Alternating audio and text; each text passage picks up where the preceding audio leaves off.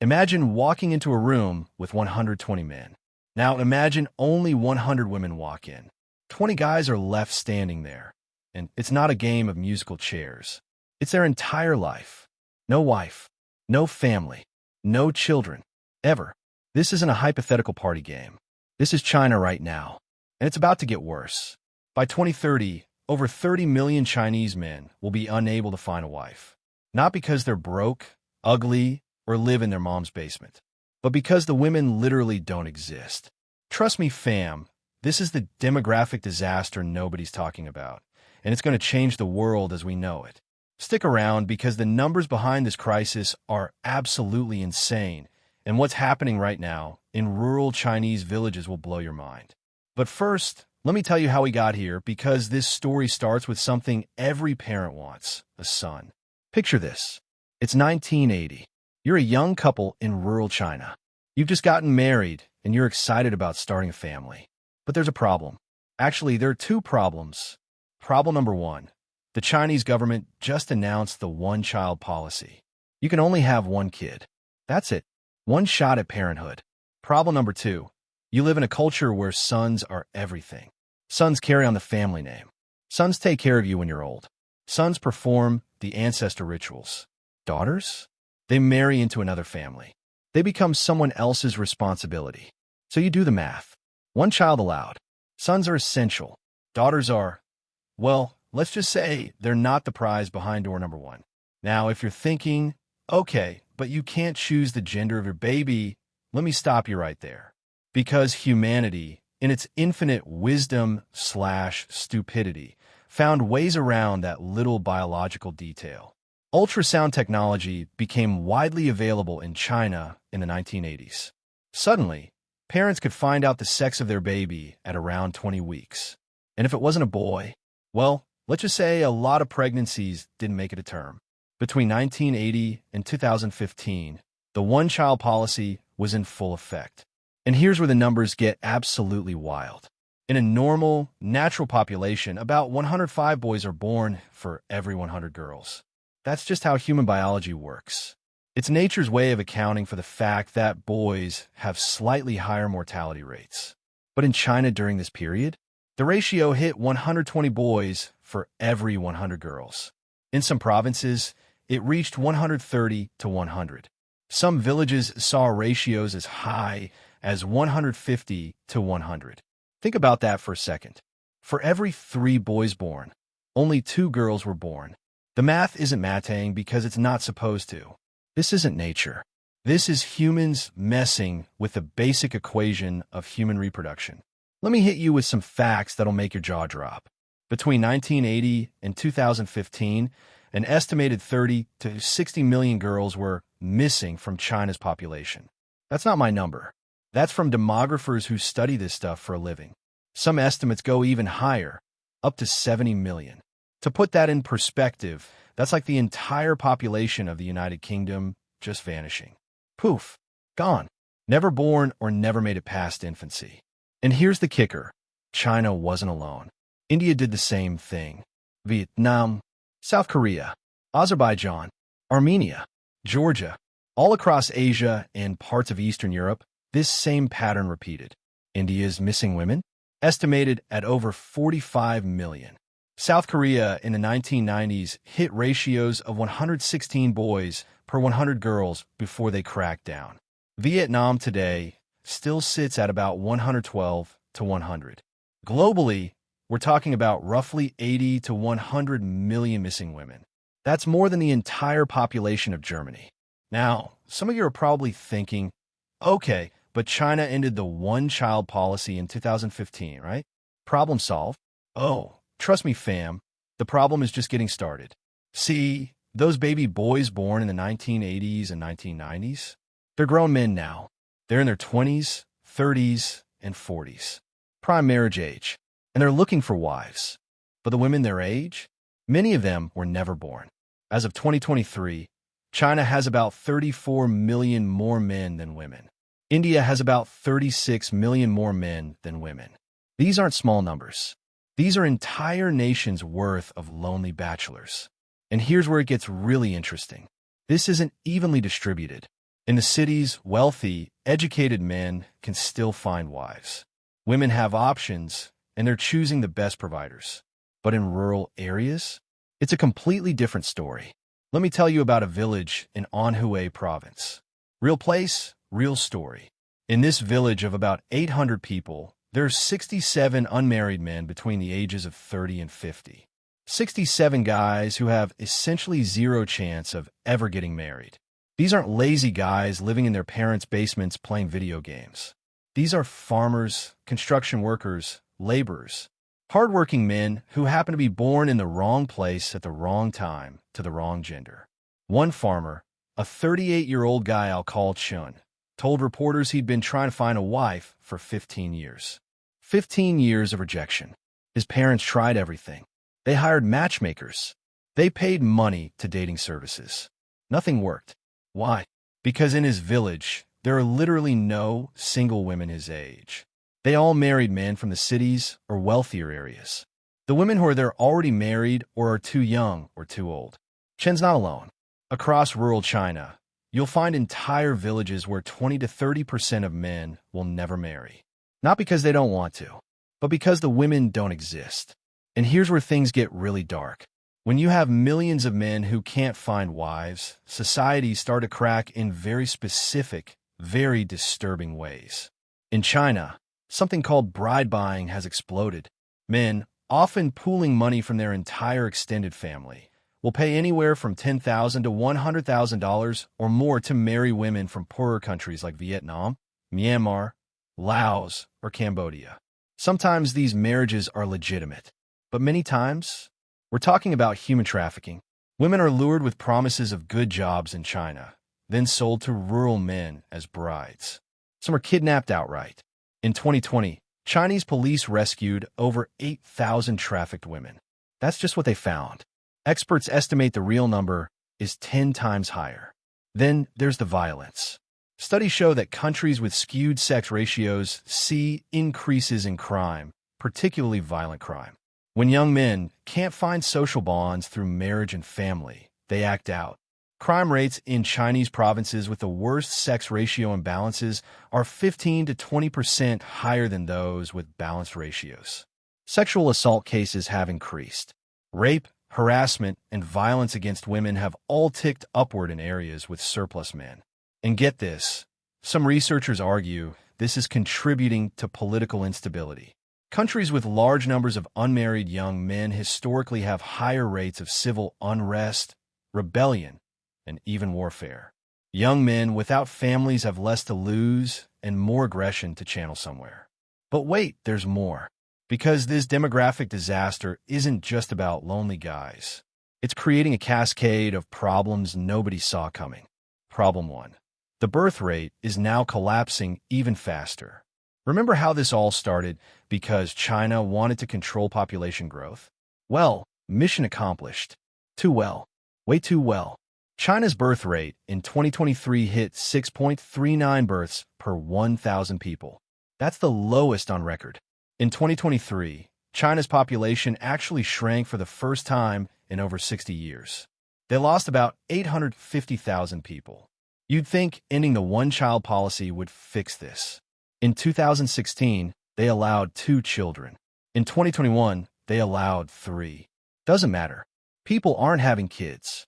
Why? Because the women who are there are educated, employed, and not interested in being baby factories. They saw their mother's generation struggle. They want careers, independence, options. Plus, raising kids in China is expensive. Housing costs have skyrocketed. Education is cutthroat competitive.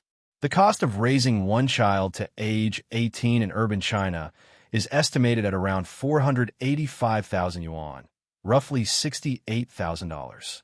That's before college. So even the men who do find wives are having fewer kids. China's total fertility rate, the average number of children per woman, is now around 1.09. You need 2.1 just to maintain population. They're not even close. Problem 2, the aging crisis. By 2050, China will have over 400 million people over the age of 60. That's more than the entire current population of the United States. And who's going to take care of them? Remember, The whole point of wanting sons was so they'd take care of you in old age. But now those sons can't find wives or have kids of their own. So who's taking care of grandma and grandpa? Nobody. China is staring down a future where millions of elderly people have no family support system. The government is already struggling to build enough nursing homes and care facilities. Problem 3. Economic slowdown. Fewer young people means fewer workers. Fewer workers means slower economic growth. Companies are already struggling to find employees. Manufacturing is moving to Vietnam, Indonesia, and India, where the labor force is younger and growing. China's working-age population peaked in 2015 and has been shrinking ever since. By 2050, they'll have 200 million fewer working-age people than they do today. That's devastating for an economy that built its entire growth model on cheap, abundant labor. Now, some of you might be thinking, okay, but I don't live in China. Why should I care? Trust me, fam, this affects you whether you realize it or not. First, remember that China isn't alone. India has the same problem brewing. So does Vietnam. So do parts of the Middle East and North Africa. India's sex ratio at birth has improved slightly, but they still have about 63 million missing women, according to recent estimates. That's a ticking time bomb. Vietnam's ratio is still skewed. Pakistan's getting worse. Even countries you wouldn't expect, like Azerbaijan and Armenia, have serious imbalances. We're talking about potentially 200 million men across Asia who will struggle to find wives in the next 20 years. 200 million frustrated, lonely men. That's going to have global consequences. Migration patterns are already changing. Men are leaving rural areas in droves, looking for opportunities in cities, creating labor shortages in agriculture. Women from poorer countries are being pressured to marry foreign men to support their families. Geopolitical tensions are rising. Some experts argue that China's increasingly aggressive foreign policy and nationalist posturing is partly driven by the need to channel young male aggression somewhere other than internal unrest. Plus, this is affecting global economics. China was supposed to be the world's largest consumer market, but with a shrinking, aging population, that's not happening. Companies betting on Chinese consumers are rethinking their strategies. And here's something wild. This is creating opportunities in unexpected places. Countries with younger, growing populations, particularly in Africa and Latin America, are becoming more attractive for investment and development. The world's economic center of gravity is shifting, and demographics are a huge part of why. So what are countries doing about this? China, to its credit, has tried several things. They've cracked down on sex-selective abortions. They've banned doctors from revealing the sex of babies during ultrasounds. They've launched propaganda campaigns promoting the value of daughters. There are billboards all over rural China with slogans like "Girls and boys are equally good," and "It is forbidden to discriminate against or abuse women who give birth to girls." Local governments offer financial incentives to families who have daughters. Some provinces provide better health care and education benefits for families with girls. But here's the problem. You can't fix 40 years of demographic damage in a decade. The men who can't find wives now, they're stuck. The damage is done. India has tried similar measures. They've banned sex determination tests. They've launched campaigns celebrating girls. Prime Minister Modi started the Beti Bachao, Beti Padhao campaign, which means save the daughter, educate the daughter. Some Indian states offer financial incentives. Haryana, one of the states with the worst sex ratios, offers programs where the government essentially pays families to have and raise daughters properly. South Korea actually managed to turn things around. Through aggressive public awareness campaigns, legal crackdowns, and cultural shifts, they brought their ratio back to near normal levels. By 2020, South Korea's sex ratio at birth was about 105 to 100, basically natural. How'd they do it? Economic development helped.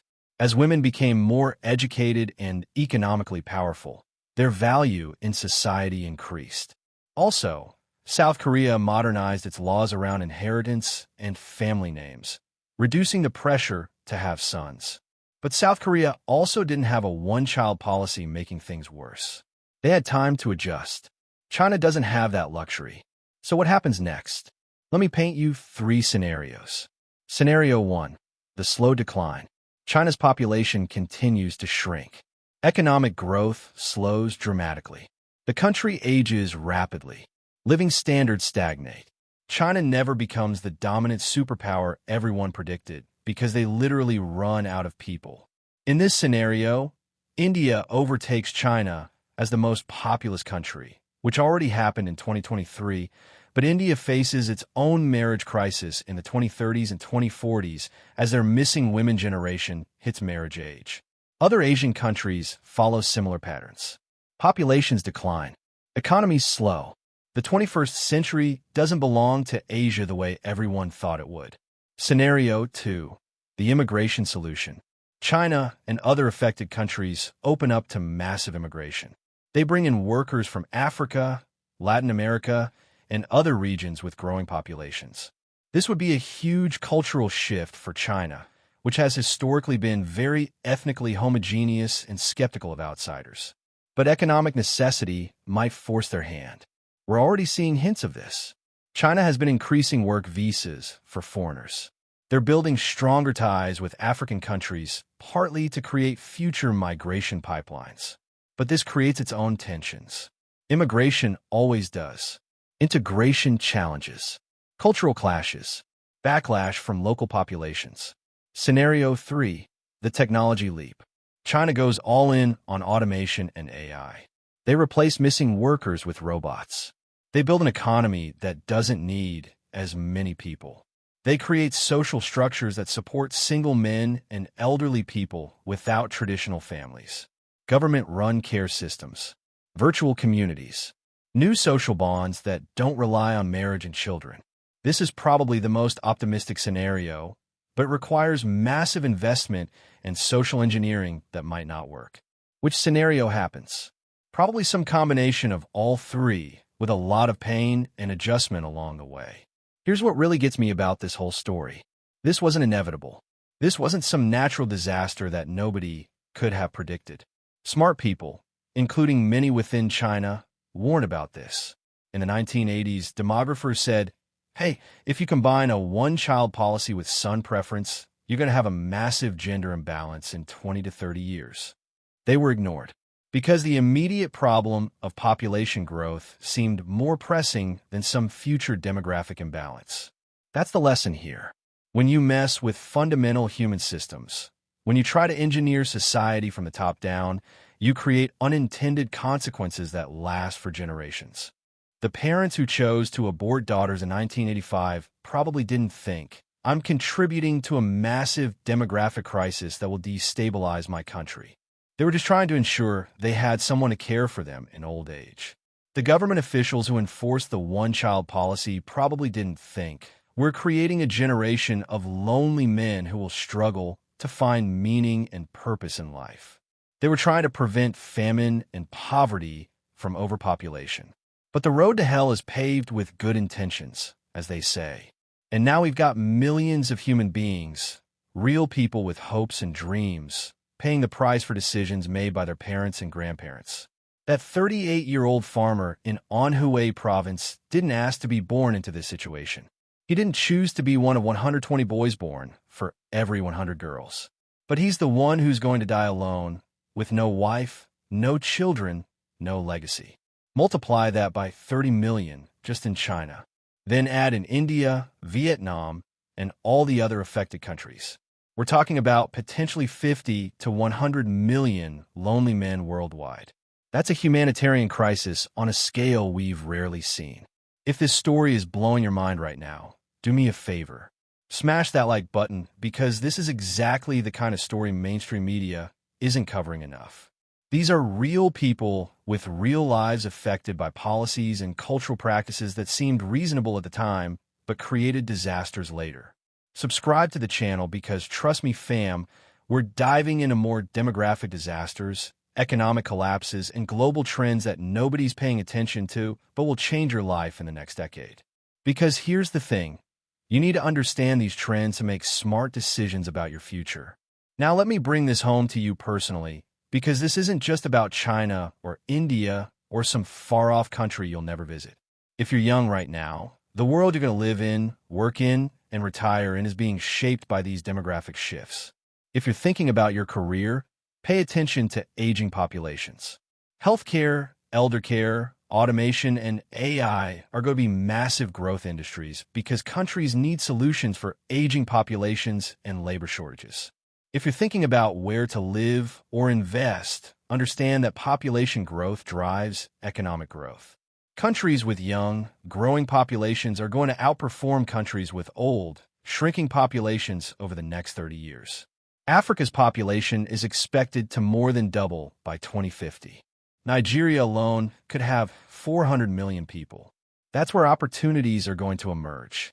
Meanwhile, China, Japan, South Korea, and much of Europe are going to struggle with the weight of aging populations and shrinking workforces.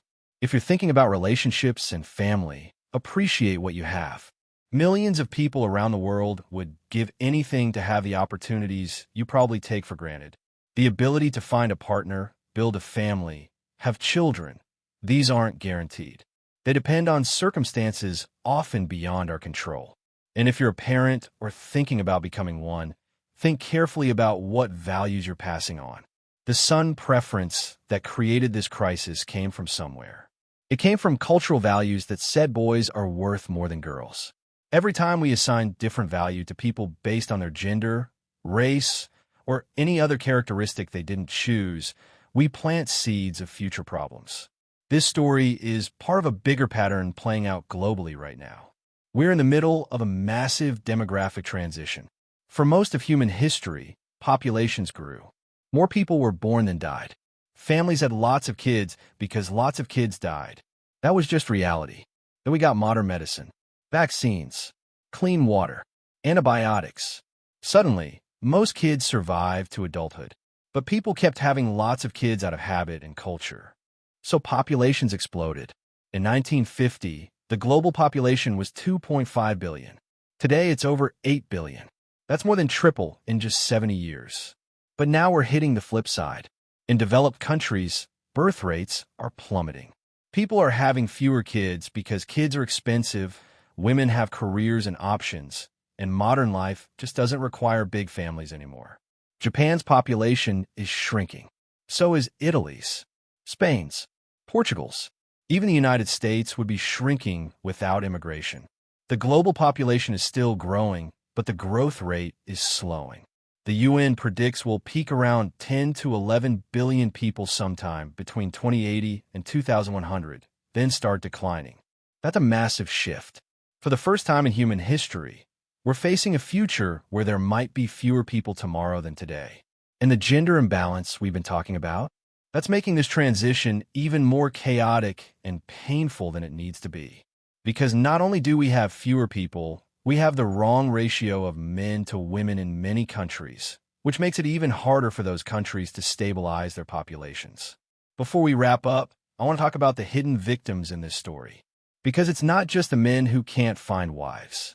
It's also the women who did survive, who now face incredible pressure and sometimes danger. In villages where women are scarce, they're treated as commodities. Their value is purely transactional. Men compete for them aggressively. Families receive huge bride prices, which sounds great until you realize it puts immense pressure on young women and treats them like property.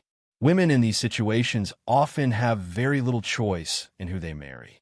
They're pressured to marry young, to marry men they don't know, to move far from their families. And the women who choose careers and independence, they face backlash from a society that sees them as wasting their reproductive potential. China even has a term for unmarried women over 27, shengnu, which means leftover women.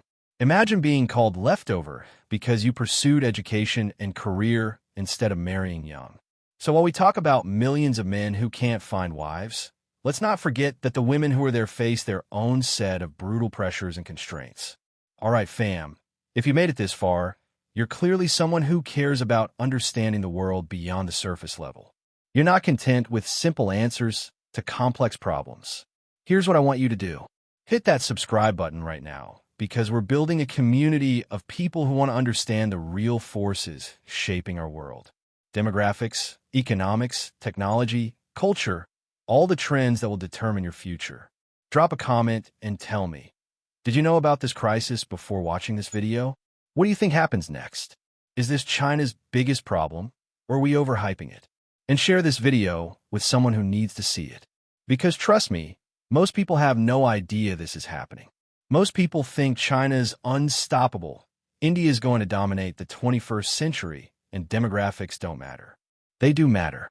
They matter more than almost anything else. The decisions made 40 years ago are determining today's reality. The decisions we make today will determine the reality 40 years from now. So yeah, subscribe, like, comment, share. But more than that, think about what this means for your life, your choices, your future. Because this isn't just happening to China. This is a window into how societies break when we forget that every human being, regardless of gender, has equal value and equal right to exist. Trust me, fam, the demographic disasters are just getting started. The question is whether we'll learn the lessons before creating the next one. I'll see you in the next video.